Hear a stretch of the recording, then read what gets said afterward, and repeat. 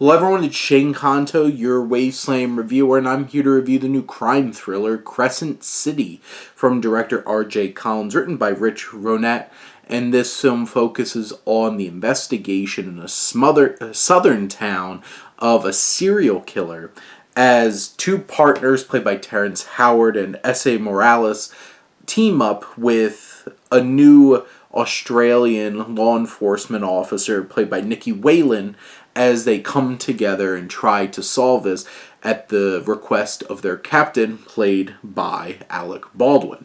And this film has promise, it has pieces, it has some potentially interesting ideas, especially how it relates to religion and such, but a lot of it just feels really wasted.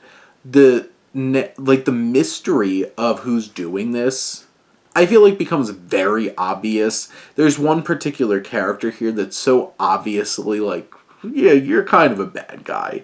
And I wouldn't be surprised if it turns out like you're involved somehow. And surprise, surprise, this movie has twists and turns, but none of them feel earned or really surprising, to be honest.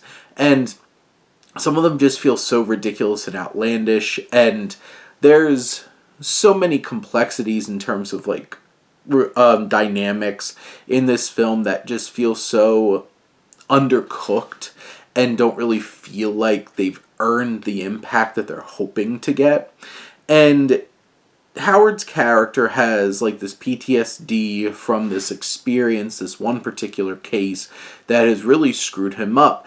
And those elements, the PTSD, is never really explored in an interesting way. You have this connection to his religion and these religious figures, and I feel like a lot of that's kind of just like forgotten about and just dropped halfway through the movie. As you find out what's really going on, there's some more ideas and motifs that are brought into play that just feel really problematic and awkward and don't fit well in like a crime thriller from 2024. And if you think about like the actual story, nothing like, it's hard to latch onto any of these characters because so many of them are very unlikable. Terrence Howard's character never really has that empathy. I think Howard delivers a strong performance, but that character really doesn't have much to him. Morales is so undercut because his character is like horrifically written, so poorly written. Wayland is fine, but Alec Baldwin, whenever he shows up in his more limited role, he really steals the scene, and you can tell he's coming to play here. It's the performances that are inconsistent, the writing that's inconsistent, and generally the surprises and twists that they're trying to inject into this story never really hit. Or there's logic issues, or elements feel so convenient to push the story along. It has all of these things that it's trying to balance in a meaningful way, and it just kind of fumbles them around and about for the like hour and 43 minutes that is this film.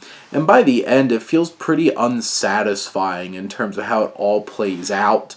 And you're kind of just feeling a little hollow about the whole experience anyway.